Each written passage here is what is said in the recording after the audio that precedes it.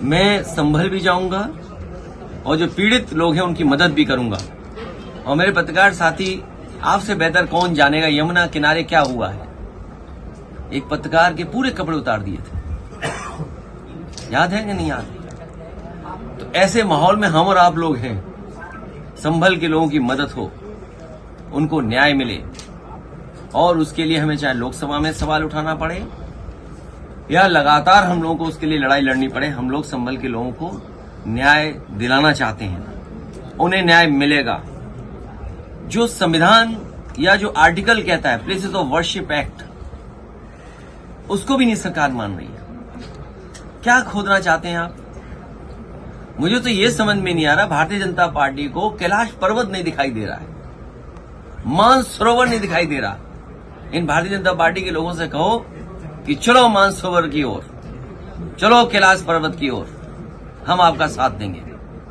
हो अगर हिम्मत उनमें हो, उनमें बहादुरी, तो चल के दिखाएं। ये कमजोर पे अन्याय कर सकते हैं, ताकतवर के ये पैर छूते हैं, ताकतवर के आगे सामने झुक जाते हैं। अभी लोकसभा में विदेश मंत्री ने जो स्टेटमेंट दिया था चीन को लेकर के, सबसे पहले मैं खड़ा हुआ, कहा कि रेजांगला जो मेमोरियल है उसके बारे में क्या कहना चाहते हो आप? सरकार रेजांगला मेमोरियल के बारे में नहीं कह पा रही। मैं आपसे कहता हूं, ये जितने भारतीय जनता पार्टी के नकली देशभक्त घूम रहे हैं, उनसे पूछिए, चीन की सीमा पर रेजांगला जो मेमोरियल बना था, चीन की फौज ने आकर के तोड़ दिया। क्या ये भारतीय जनता पार्टी के लोग उसी जगह पर रेजांगला मेमोरियल बनवाएंगे कि नहीं बनवाएंगे? और मैं ये दावा करता हूं आपसे, भारतीय जनता पार्टी के लोगों पर कोई जवाब नहीं होगा। वो कभी कुछ नहीं कह सकते, क्योंकि चीन बहुत ताकतवर देश है।